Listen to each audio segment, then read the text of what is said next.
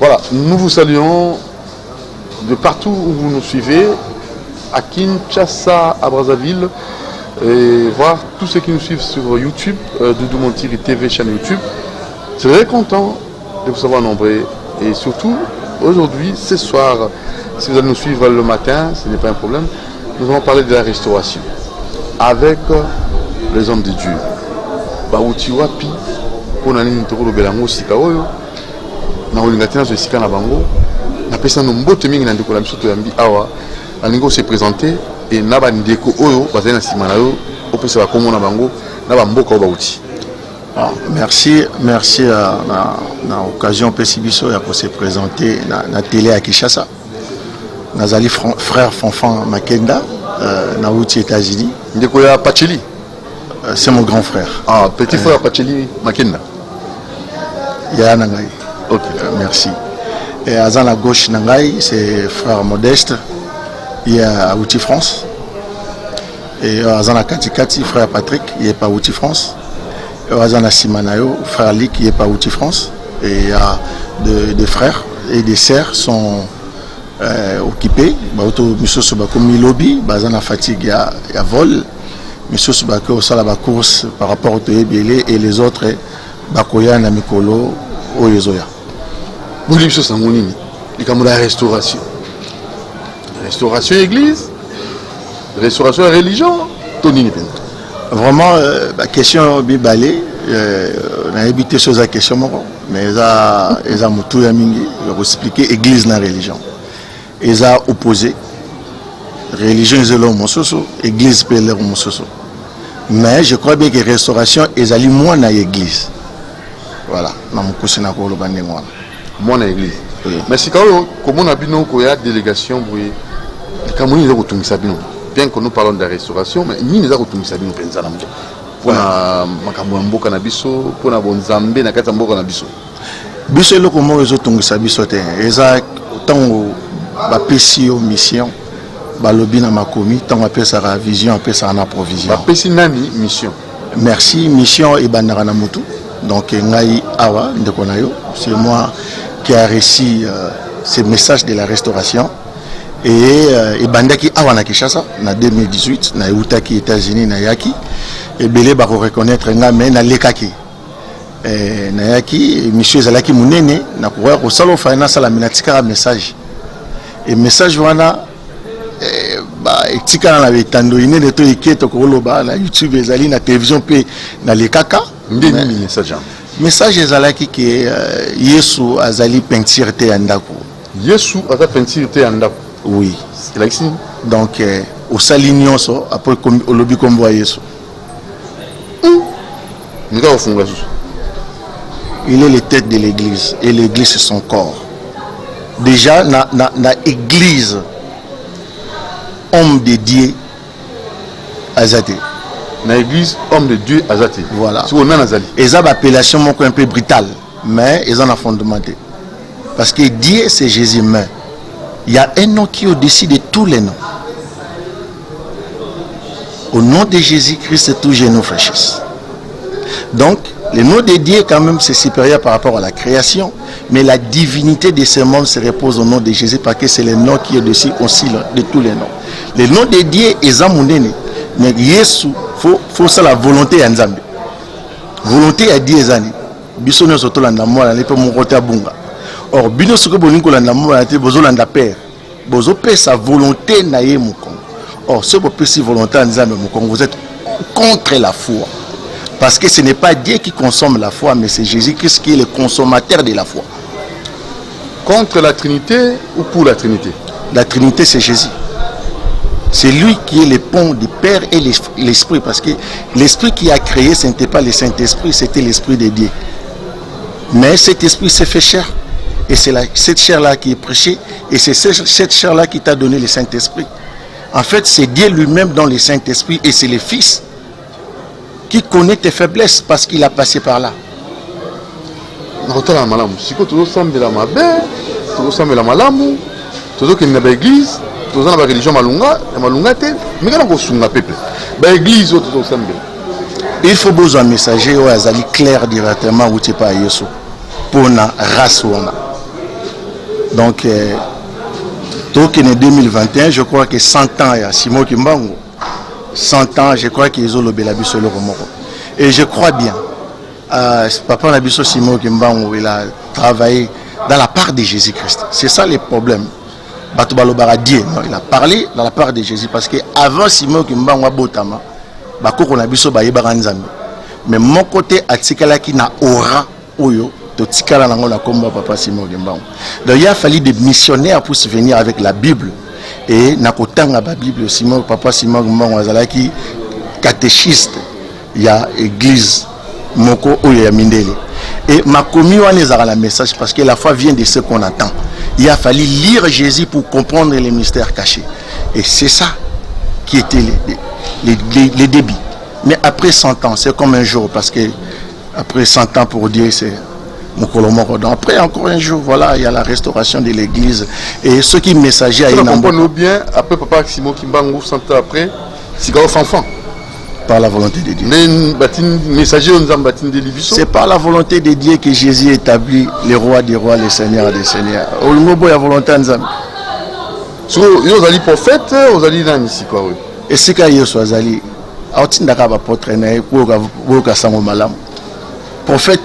prophète a vraiment été, mais doit prophétiser ça. Il n'y a pas de prophète, mais il y a des prophéties. Il faut contrôler le Saint-Esprit, il peut te faire prophète demain matin. Si vous avez un nini, vous avez un RDC, vous avez un nini. Il y a un bilan de l'église, vous avez un wawa, et il y a un sous-souillé. Non, il y a un message en Zambé, là, Toko Boyate, parce que ils n'allaient pas si tôt à Moussala, il y a Moulimo doute. Mais Balobi Boye Banzete na Bamboumana yango. Cela prouve qu'il y a un souci, il y a soin, il y a évangile. Eza biloko. Ceux qui bozoli en faut en la bonne santé. Est-ce que biloko tozoli a lelo toza bonne santé? Ceux qui te yepé sa biso santé te faut teza anay. Alobi bosenga langa. Ceux bozuite bozo senga mabe. Donc faut to yeba ko senga. Lokola ko senga eutara na boye kola. Yango wana faut to yekola yi. Et pour to yekola yi apôtre Paul alobi il faut tinda basali. Yango to ye. Ah, c'est pour l'exception de peuple singeli koyekola nzambe. Koyekola nzambe. Mon côté mais koyekola voilà. Déjà apôtre Paul la mission naé a quoi connu bon un prophète parce que il y a tambola na Yesu na nzoto te. Mais tabisa ki kaka lokola apôtre. Apôtre elingi lo batini toyoka kana mokili ya lelo ki apôtre ki na ko bâtir église après antiquité. Signification apôtre ezali moto azomema bonne nouvelle vinaye mobimba. Bezali bato nzamba tindaka bayaka moko après ba millions des années. Ba onde bayaka na fondement ya sika. Lokola Paul aye na fondement. Toyoka kangana yo. Donner à César ce qui est à César, à Dieu ce qui est à Dieu. Mais Yesu suki la yuana te. Bokonja César nde boma Jésus. Mais la justice il y a resokola maboko. Est-ce que juge a resokola maboko? Na dossier où il faut trancher. C'est la mauvaise justice à César. Et c'est le même Jésus dans les actes des apôtres qui envoie maintenant Paul d'aller se comparaître devant César pour la cause et un jugement au Ibomaki. Donc, il faut que yoka non Jésus. Ba yoka ke ka soit tindi messager naï. Tout reste que l'église dit. Voilà. Quelle est votre église? Voilà. L'église c'est Oyezana Katinayo. Donc faut dire maintenant nous yesu lokola mokonzi pe mobiki sinaye bambuma nango ekomi ko bota bosangani na bambuma wana nde bolobi bon tout le monde to banda pe ko bota mambula nde bokomi ko luka ndeni boko chamwa brick mais parce que mboka mba fo batonga boko tonga cité boko tonga ville parce que na poto ba ville non se banda elinda kwa liboso batonga reze église parce que na tango akala ngunga ndezo la ki satan pétant ezali vie eza monde nous ces eaux dépendent na air or église ndeza kanango donc c'est Jésus parce que l'église ce n'est pas les religions l'église ezali pona bato babotami balami balé batona babandana na justice ya nzoto et na simame et banana na justice ya molimo po elo na vérité parce que les pécheurs bokindo ba pécheur bango wana nde bazala la première lien na première yango Jésus ayaki ayebaki ke ba religieux o baza na religion ba yebi yete c'est quoi moi en confusion, on a évité. Non. Bible bandit pas ba païen, pas ba romain, ce sont des païens. Ba juif ba Bible, ils ba bien monté. Si le lo bandi mara yesote. So, vous avez mandeko, église nan botongité, si ba tolandi ba bino tu to ressemble une église ya fanfan et tonga mati. Église à Fanfan n'a pas d'église. Oh, mais tu sais, l'église, il y a des Kotsongolo, église à pasteur tel, église à pasteur tel. Oui. Église, il y a frère Alain Kabong, il y a pasteur Kabong. Il y a ça peut ces messages naïe. Message naïe Botambouma. Touti Mosika, Nabi Nazaki na 2018. Nayaki Ngamoko. Mais le long naïe la bandoko, Touti Mokil Mobima. Il y a tout un travail qui na makasi ya Yesu baïbi. Bandoko baïbi na protonet au vivara. Mais année passée tout ça, plus de 6 conférences na Europe na l'avant en États-Unis. Et année où tant coronavirus et bandi ne bandeli, conférence à Souko tout ça les alaki aux États-Unis. Et kobo ça il y a des vidéos. En 2018 na beki ce passé la Nzambe ba se repentir té. Nzamba au Kanga l'église. Et il y a des pasteurs qui m'ont traité de cons. Il y a 2000 ans, l'église et Kangamate na bagi batika azwaka charge ya bapate na ye. Et voilà. L'église et Kangamate. Ce est Kangamate. Baluka ba vidéo. Monsala Nzambe prophétie ezali eloko ya mukiete. Prophétie pour la nation ezaba blablate. Et yebanaka après ce que le babi et salami ndeto confirmé. Ce qui n'a lobaka, ce qui est salami. Pour Niton maté. C'est 60 ans après l'indépendance, mission à l'église. Et connaître réussite tout échec. Après Baromé ko coloniser Mbukilimbo Mbabaye ba Nzambe te. Baye ko yebaye à partir après Constantin. Ndé asengi ba sangisa ba écriture à Jésus pour ça la Bible après combien d'années. Et c'est après combien d'années que yé en Afrique.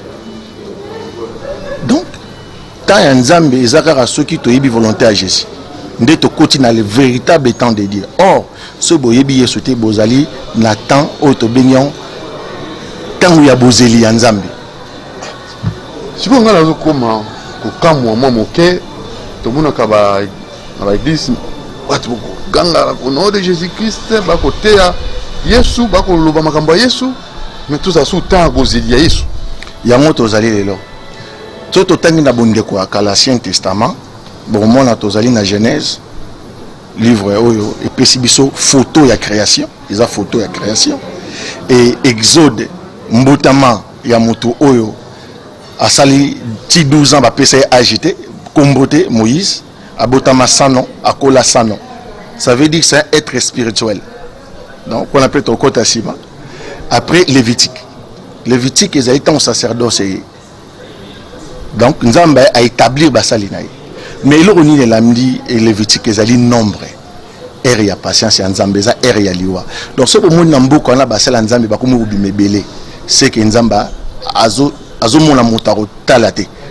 Donc ba kunyo se a permis ezali bozali à merci de Satan. Et ainsi que yo poyer des choses. Donc tu as toujours la merci. On a été toyé. Ça voilà. Ah oui. Ah voilà. Vous avez merci toi pour trouver la merci à Satan. Ce qui boye biété avant Jésus et même Marambala Mongo loi Deutéronome. Loi Jean 1,17. La loi a été donnée à Moïse, c'est la Deutéronome. La grâce et la vérité, le Nouveau Testament. Voilà. Atina la potre là la monter. Vous avez vous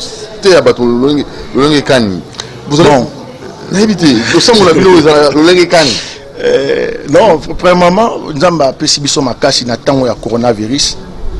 Allons la biso na bamboka tozali na ba occupation na biso et ça nous a beaucoup coûté pour venir. Na mboka na biso c'est le temps. C'est le temps dédié ba discuteraté ba olaté soka lobby na banyama bayokaka to moni na bonde kwa kala balobi ba ebisi ba prophète moko qui a bangate, il y a encore 7000 qui n'ont pas encore fléchi les genoux devant Baal. Mais dans le Nouveau Testament, il y a des gens qui ont été à Jérusalem et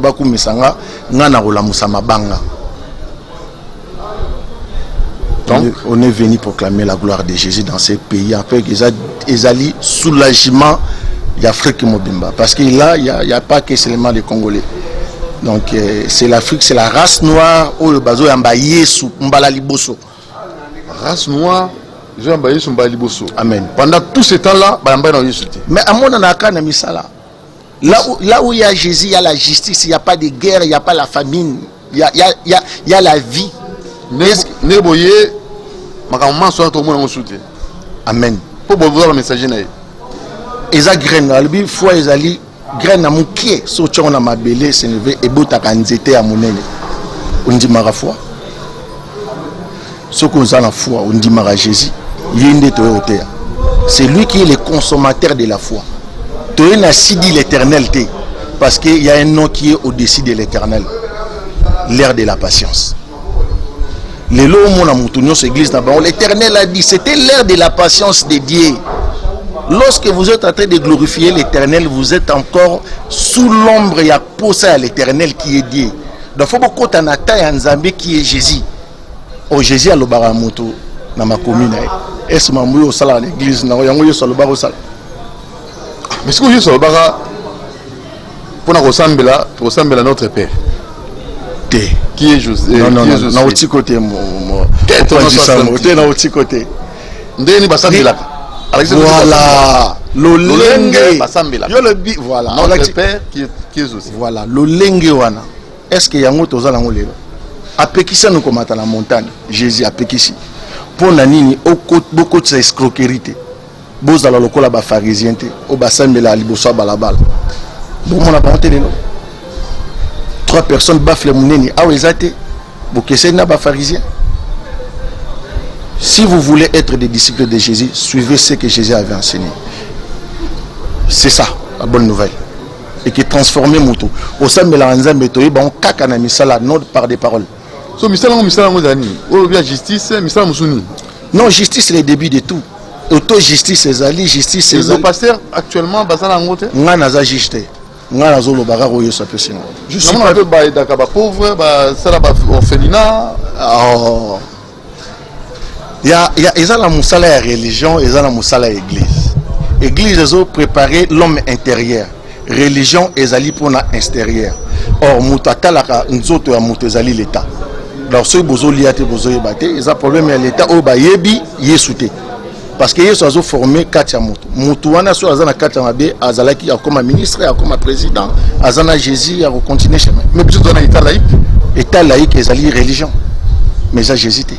So boy ba Jésus pour beaucoup na justice. Mais mo connait pas pesa ki mboka na nkolo. Ozaki wa na stade de martyr pharisien. Oh, en public. Motema na yo. Donc ça veut dire quoi? Compliqué. Les alaka bon. Oh. Tout ça tout semble tout peut-être que bon bango na bambuma na bon état de droit en cours. Mais voilà, il y a un début de toute chose. La justice élève une nation. So yibi bakangi lutte contre la corruption. Oyebi Jésus c'est nzambe que qualité na ya bato. OK. Omoni ceux qui mokonza mboka zo meka na nzoto azwa o ileki yango autonomie ya Yesu. C'est quoi éviter? Et comme théocratie, tout état laïque, tout ça sous. Ne bandeli ya émission, ne bandeli émission à l'opéra que le moko donner à César ce qui est à César. Président Mboko a hauteur ko longa loba qui on a discours na asuka. Je crois que on la tala yango avant ya loba. Et c'était l'invitation qui m'a mené en 2018. Lorsque ça on konjamboko bien faut mamba Bible faut pas kokota. Yangwana il me maka Paul na Rome. Maloba wana yango me maki ngala Congo. Yango zongisi biso na Congo.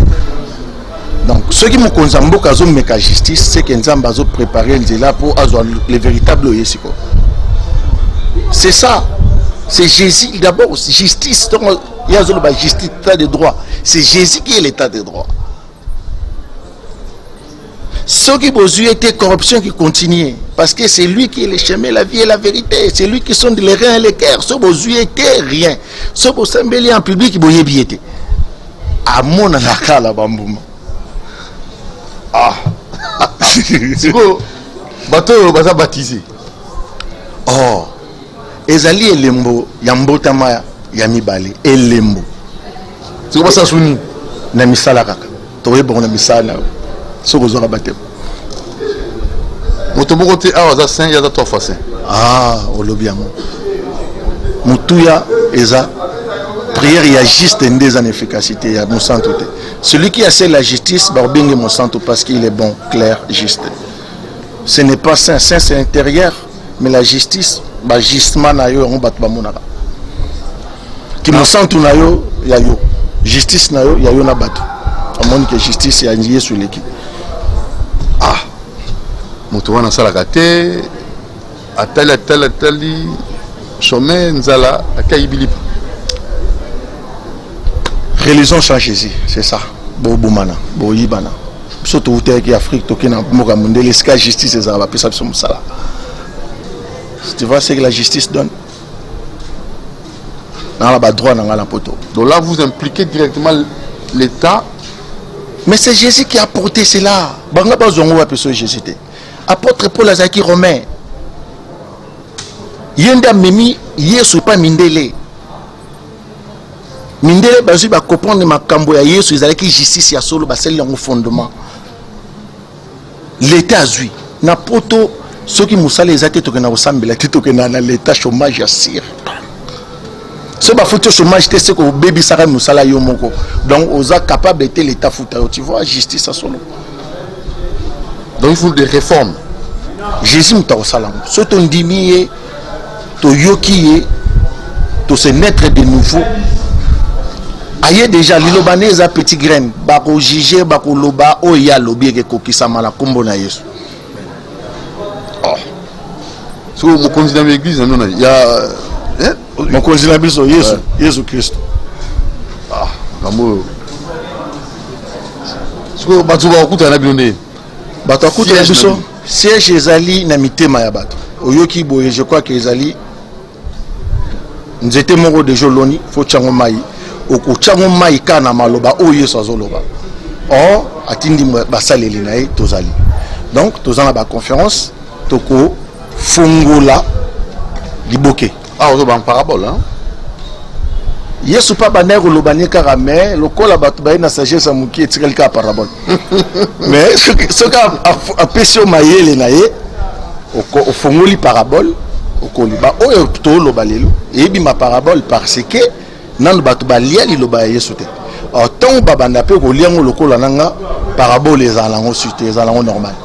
Tout ça Soukambula, ça va veiller bon et couvre-feu on a moni vraiment compliqué mais tant couvre-feu za raté bato va veiller des prières pour pe ça nzambe merci na mbula abateli et ba prophétie pe bimaka ba sala nzambe ba pesaka pambola bana ba fidèle pour année oyo ko bandeza malamu ya malamu ezani nouvelle euta wapi. C'est ça le grand problème. Beaucoup de Noël le 31 côté l'église beaucoup ça ben bandani ndengeni le 31 Noël to fête à Noël les bandani ndengeni. Il y a même des pasteurs qui disent que date à Noël les athées dans la Bible. Il y a vos pasteurs d'ici, on ne peut pas citer les noms mais ça fait mal.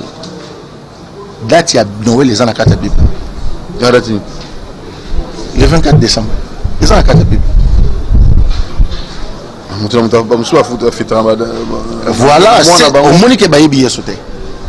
Peut-être que ça n'a pas été Bible, vous faites, vous changez de date. Calendrier, tout ça, la mokililo, et le calendrier Grégory.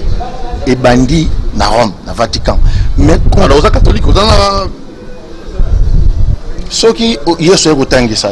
C'est la question est passée à la question présent, à projeter au futur. Mais il est passé parce qu'il m'a montré des choses cachées. Les Égyptiens, qui ont moins 12 mois. mais ce n'était pas dans le modèle où il y a placement à Bamonto Zanango. Mais pour la nine, parce que Bakoko Nabiso, Azari na Mayele Liboso Yaba Mikili Mosusu. Mais Mayele na Bango, ils allaient qui a solo parce que Bazom Mayele Nios Bachana Tombo. Le cimetière. Pyramide, ils ont un cimetière. Bamboula, Babanga, il faut que Basala. Quand pour Basala cimetière. T'as la somme, il y a Mokili. Beaucoup tongaté parce qu'il n'y a pas Jésus. Tongaté parce qu'il n'y a pas Jésus. Dans alors la première partie, il faut deuxième partie, troisième, le Zanetgara au Fongoli, pas tellement. Toyeli ba conférence dans limité que occasion possibiso, opportunité possibiso. Yesunda lingi que bandeko baye ba ke bandeko na bango baye. Et vous avez quand conférence en haut? Conférence na Kinshasa, pour traverser près Brazzaville. Conférence na Kinshasa c'est le 26 décembre. Maintenant ba confinement, tozo senga bandeko ba se manifester, toko le capé na betando mususu poto lobela. Tozo la pe bandeko mususu baye na bandeko pe toza fatigué au moins bandeko lelo ba lobité. Ba oza po occasion na bango ba lobandeni ba kutena na restauration, ni les ali restauration. Et le 26 tozo ali à Kinshasa. Le 3 janvier, tous en Brazzaville. Tous en Canada, date moko. Na bouquet na bino. Tokete, tozali. Après le 26, tozala. Après le 3, tozala. Et moka nous anza webi nzamba bakisaka makambo na ye tant boza agréable. Azo za plaisir, azo bakisela bino. Boye ko associer pe basala nzembe mususu ya awa. Faut se naître de nouveau. Oui, mais une température, ils ont dit. Ah, celles Dieu qui sont les cœurs et les reins. Voilà, c'est sa parole que nous nous proclamons. Si vous voyez, il faut toujours attendre. Des bombes à séguer. Donc, Bino, vous avez saint. La juste, d'un côté, parce que prière à juste est très efficace. Vous avez juste. Alors, tu comprends, pour aller l'eau, pour conclure. Oui, papa. Pour tout ce qui ça, pour la conclusion. Pasteur Fanfan. Déjà pasteur Naza frère. Ah, bon m'appeler yo souvent frère Pamba. Apôtre Paul Abandé frère comme apôtre. N'a habité sur souk ça na la frère. On simple frère. Simpleté. Serviteur à Yesu, messager. Oh nzabati. Okoki ko baksanyo so mes frères yangonde nazali lelo. Mokano nzambe ko kisamala o yana sima. Nous vous remercions très prochainement. Bango waloba na numéro musudo sala. Et le 26 décembre, conférence, on a évité, on a couvre-feu, c'est pas ce qui nous a la télévision, tu as mis une émission, quand la TV va voir la conférence en direct, na CCTV, et peut-être ça comme ça, parce que la conférence, ils sont suspendus, ils va être avant 21h. Hein. Merci beaucoup. C'est à nous de vous remercier et ton équipe. Que Dieu vous bénisse et tout le monde dehors dans l'émission Yesu Christo Yabolimo Apambola paix abattre la mabota nabino. Amen. Merci Pacheli, merci nos frères messagers. La bonne nouvelle. Amen. Ciao.